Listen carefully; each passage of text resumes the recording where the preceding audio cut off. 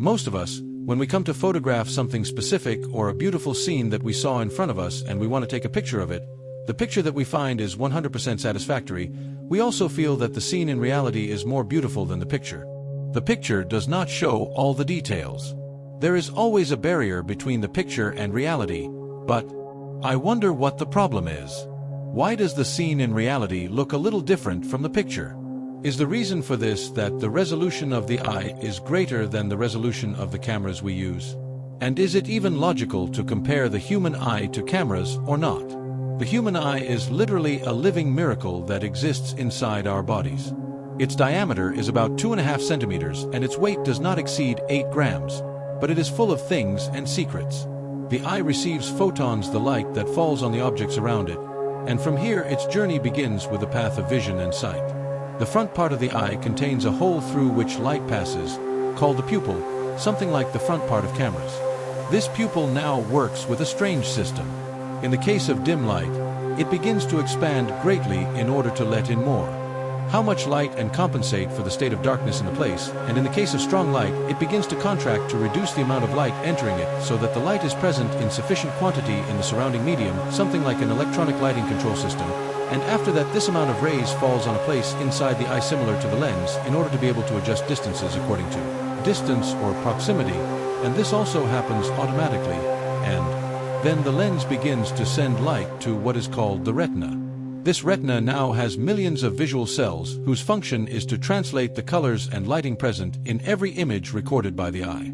You will find a number of these cells responsible for colored images and another number about uncolored images, and number 1 is responsible for daytime vision and another is responsible for nighttime vision. Each type begins to receive the type of images it specializes in and then sends it in the form of electrical pulses that are ultimately directed to the optic nerve and from there to the brain. The brain then begins to analyze the electrical code it received and translates it. This happens in cooperation with the center, sight, and the memory center. If the image you are seeing is a new image, it is compared to the files in the memory so that you know at that time whether you are seeing it for the first time or not. But if the image is old and you have seen it before, for example the features of a person familiar to you, his image is compared to the files in memory so that you know immediately that this is a picture of someone, so you recognize the person in the picture. And since humans have 2 eyes, not 1, this action is repeated twice with the same details. Then the brain begins to combine the 2 pictures that were recorded and merge them together to get a better picture. This journey, despite its complexity, is long, but it takes place in a split second. All of this happens inside our eyes and brains in a moment without us feeling it and without any effort. The human eye can do more amazing things than that. The eye has the ability to fix its gaze on a specific point while the head moves around a fixed axis in any direction. In other words, if there is a point in front of you on a screen, try to focus on it with both eyes.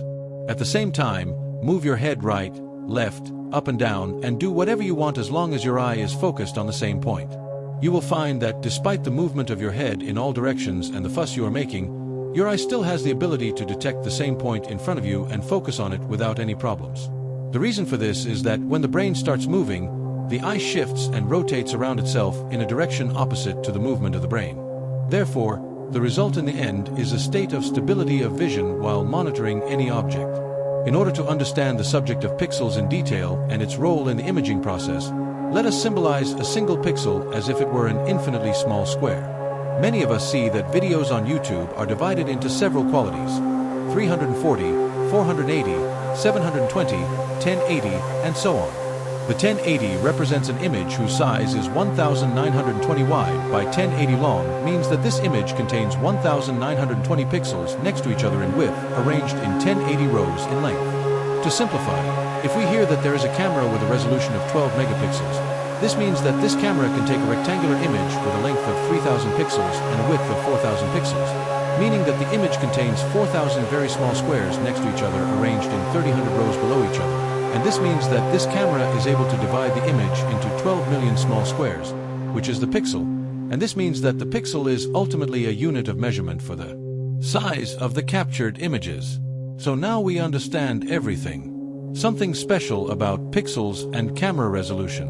Let's talk about the resolution of the human eye. First, The question of how many pixels does the eye have is not an accurate question because the eye is simply not a camera lens. Many researchers and lens specialists, when they tried to find a solution to this issue, the issue was very complicated for them due to the difficulty of the type of comparison between a machine and a vital organ present in the human body, but with some attempts to simulate the accuracy of the eye, they were able to reach an approximate answer, which was that the accuracy of the human eye is close to 576 megapixels. And to know how they were able to do so, they determined this number specifically. The subject was as follows. When they took a close look at the retina, it contained two important types of light-sensitive cells. First, cone cells, numbering approximately 6.5 million cells, whose function is to distinguish primary colors. Second, pole cells, numbering approximately 100 million cells, whose function is to distinguish the colors black and white. After that, the eye distinguishes the colors of the image in front of it through visual cells and sensors that store the image and transmit it through an important thing called the optic nerves, which transmit this data directly to the brain. So we can begin to see the crux of the matter now that researchers have discovered that the optic nerve is the only thing that can be compared to the sensors in cameras, and through it they can determine the accuracy of the eye to some extent. Indeed, they discovered that the number of these transmitting optic nerves is estimated at about 800,000 nerves. The approximate result was as follows. The eye works with a focal length value ranging from 22 to 35 millimeters. Its lens aperture ranges from 16 to 24 millimeters. Its ISO is around 800, and its white balance is automatic. It is worth mentioning, after we mention this, that there are other aspects in which the human eye is overwhelmingly superior to any other camera in the world.